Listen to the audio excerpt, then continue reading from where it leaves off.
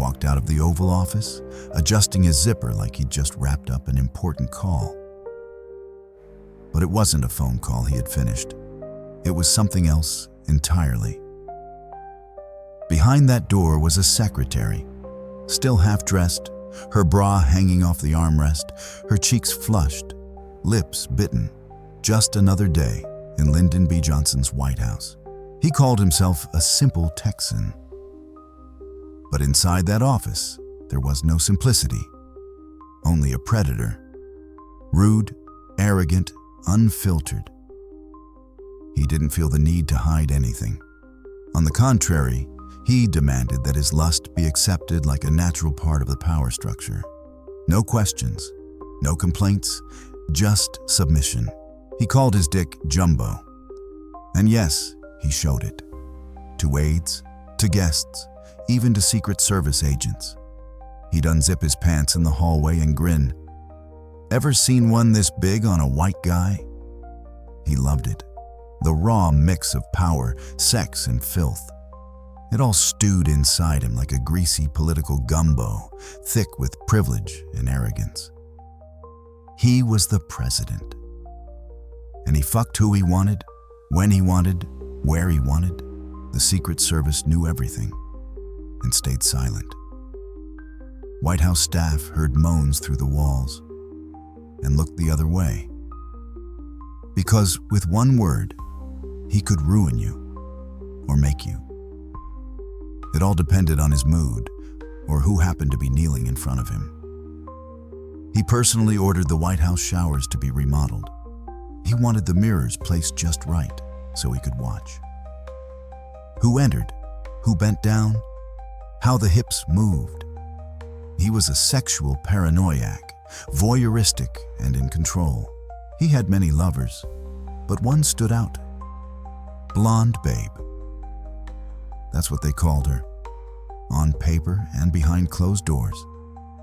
Young, blonde, always in a tight skirt. She didn't just service him in the White House restrooms.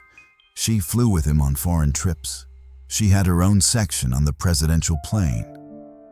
When negotiations wore him out, he'd relax with her, then step off the jet to applause and cameras. He could fuck in the plane, the hotel, the back seat, the reception hall. It wasn't a secret. It was routine. He didn't sneak around. He gave orders. He took what he wanted, then went on TV to talk about morality, family values, and the future of the nation. His wife knew. She saw it all, but she called it his strong personality. She swallowed every rumor, every humiliation in silence, for the sake of power, for the empire he built. She stayed right where she was, while the White House turned into something closer to a cheap porn set than the home of a head of state. Sometimes he'd say, "The people want a strong leader." So I give them one, and as he said that, a young aide would walk out of his office, buttoning up her blouse. This was the President of the United States.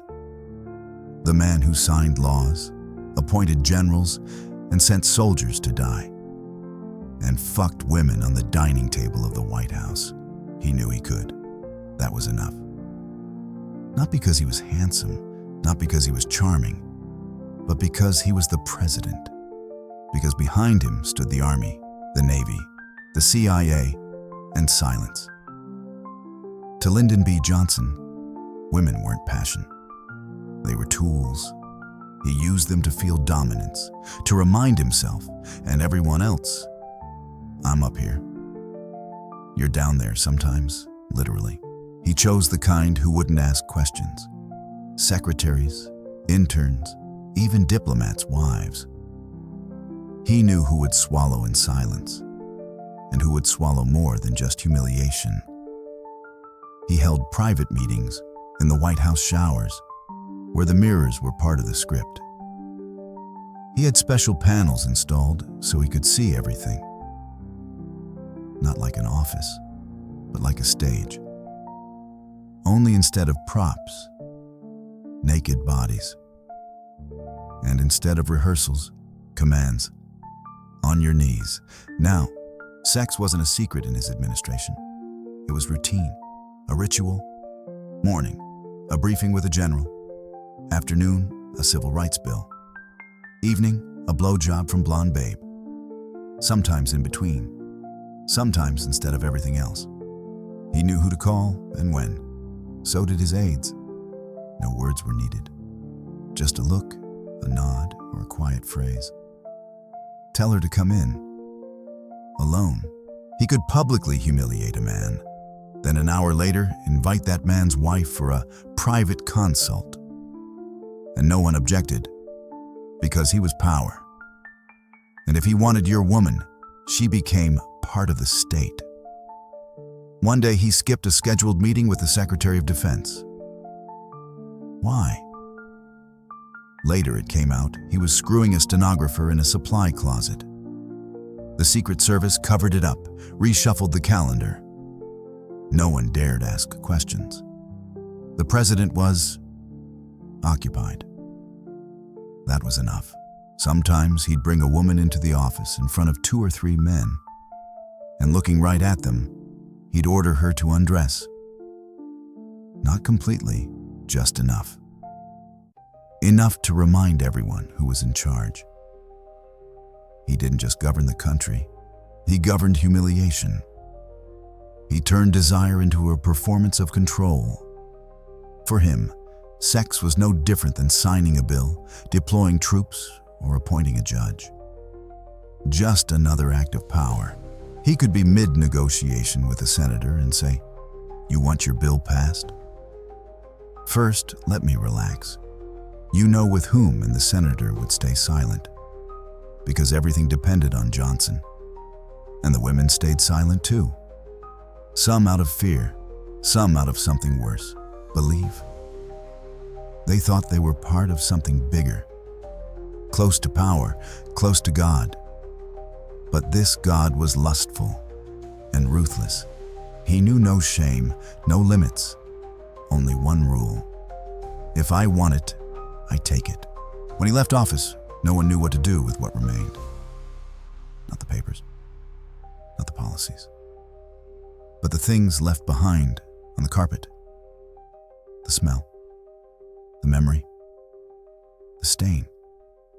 The walls of the White House had heard more than state secrets. They had heard women moaning, women who were never officially allowed in. Guards stopped reacting to the sounds behind the door. Maids stopped questioning the bras forgotten on chairs. The staff operated under one rule. I didn't hear it. I don't know. He stepped down like a man quietly leaving a party, without turning off the lights. But the people remained. The aides who had spent years covering for his lust instead of his secrets. The employees who understood that silence was currency, the price you paid for proximity to power. Some tried to speak. After Johnson was gone, whispers crept through corridors and memoirs. I felt less than a man, because before signing my bill, he bragged about how his lover couldn't speak from pleasure the night before. I saw a girl walk out of his office stumbling. She didn't even know where she was. He told me, as a woman, to sit down, shut up, and bring him coffee. I was a deputy secretary. The women he used didn't talk later. They vanished. From the White House, from DC, from life. As if their presence had been a temporary allowance, signed not in law, but in lust. I choose you. I erase you. Those who stayed behind simply tried to forget. Because what had happened behind those doors didn't fit the image of a nation. The president who spoke of a great America and the man who slid his hand under an intern's skirt while talking to the Secretary of Defense were two different people with the same name. His lust became a system. He built a world where power wasn't a symbol. It was an erection. Where a woman wasn't a partner, she was a prop. Where the guards, the press secretary, The assistants were just background actors in his theater of smug animal dominance. Then another president came. They scrubbed the White House, reupholstered the chairs, replaced the furniture. But among those who had worked there under Johnson, one thought lingered. A thought no one dared to say out loud. We all let it happen because he was the president. And no one cared who fucked whom in the shadow of the flag. And now, to you, watching this video. Are you so sure this is just the past? Are you certain your current president isn't doing the exact same things? Just quieter, smarter, slicker? History isn't dead.